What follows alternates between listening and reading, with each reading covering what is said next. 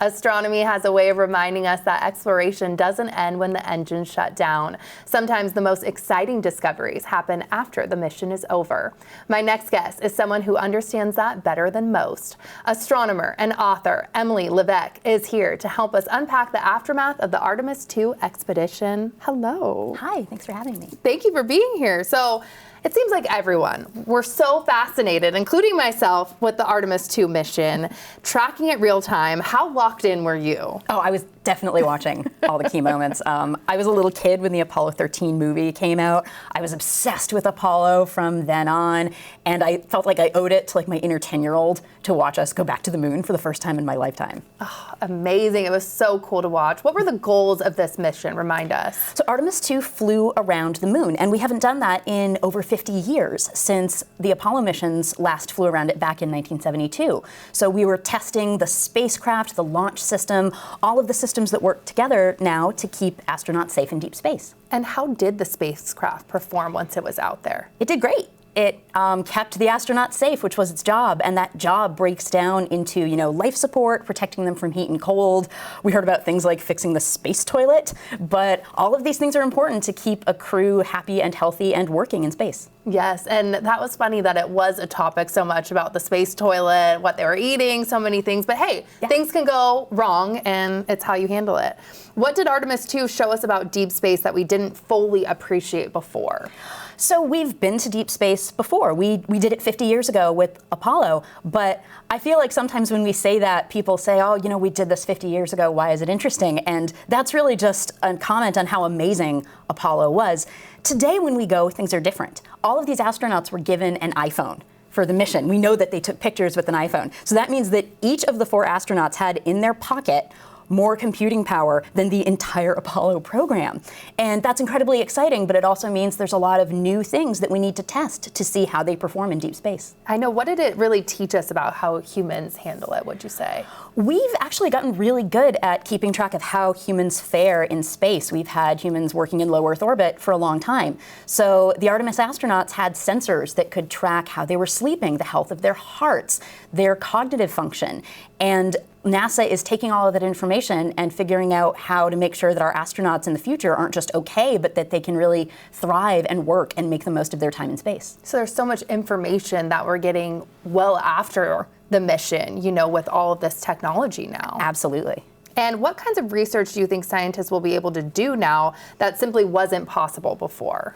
Well, a lot of our big research findings so far from Artemis are just learning about deep space operations again. We're building a knowledge base so that we can keep working in deep space, so that we can prepare to land on the moon, and so that we just know how to handle a really dangerous and hostile environment, but one that we're clearly starting to get our arms around how to work in. How do those discoveries really impact the work you do as an astronomer?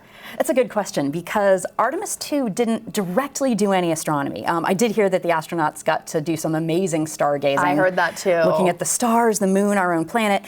But for astronomy, there's a couple cool things that could happen. First, again, we're learning how to work in deep space. The Artemis II astronauts set a distance record for the farthest humans have traveled from the moon. They were over 250,000 miles from Earth.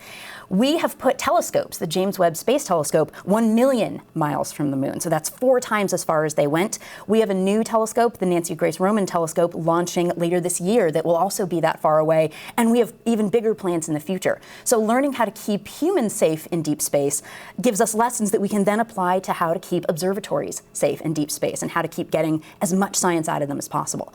There's also the really cool possibility of maybe someday doing astronomy on the moon. The Apollo program actually did put a little telescope on the moon. It's the kind of telescope that you would imagine in someone's backyard, but it observed ultraviolet light. So this is light that's too blue for our eyes to see. We sometimes hear about ultraviolet light as the stuff that gives us sunburn, but most of it can't make it through Earth's atmosphere. So pointing a telescope on the moon that can capture ultraviolet light, that was the very first telescopes like that we'd built, was an amazing accomplishment. So it's fun to think about what we could do with this pristine environment with no atmosphere that's so dark. We could potentially do some really exciting observing there. How, based on what the Artemis II accomplished, how realistic does the current timeline look for getting humans back on the moon? That's hard to say, and the timeline right now is that Artemis II will fly sometime in 2027. They'll test all the systems for landing on the moon, orbiting around Earth, and then Artemis IV, landing on the moon, will follow a year or two later. Now, Apollo certainly worked on a very fast timeline. They first sent humans to the moon in December of 1968, and less than 7 months later, we had Neil Armstrong and Buzz Aldrin walking on the moon. So it worked very quickly. It was part of the space race, but race is right there in the name. The pressure was to go to the moon quickly and prove that we could do it safely, but also do it first. And things are a little different now. We know we can go to the moon. And our motive now is to go keep the astronauts safe, learn about working in deep space with the intent that we'll keep doing it for a long time. So any timeline that keeps that in mind and keeps those priorities at the front is a good timeline. How do you feel with all this enthusiasm? I mean, you can feel your passion and enthusiasm, but now everyone else is excited about this too. I mean, I love anything that gets people looking up and appreciating space. And one thing that I do want people to remember is that everything that we've just seen NASA do with Artemis II, that's just one of the many amazing things that NASA does. Space is, this sounds like an obvious thing to say, but space is huge and there's so much different work that we can do with it. NASA has sent telescopes out to 1 million miles away from Earth. We've sent probes all over the solar system, flying past Pluto. And my real hope is that when people think about Artemis II and look up at the moon and imagine going there, that they think, wow, that was incredible. We should really keep doing that. And what else can we do? What other possibilities can we now explore now that we're paying so much more attention to space? Wow. I love chatting to you about this. You have all the information and just your excitement is infectious. Thank you so much for being here today. Thank you.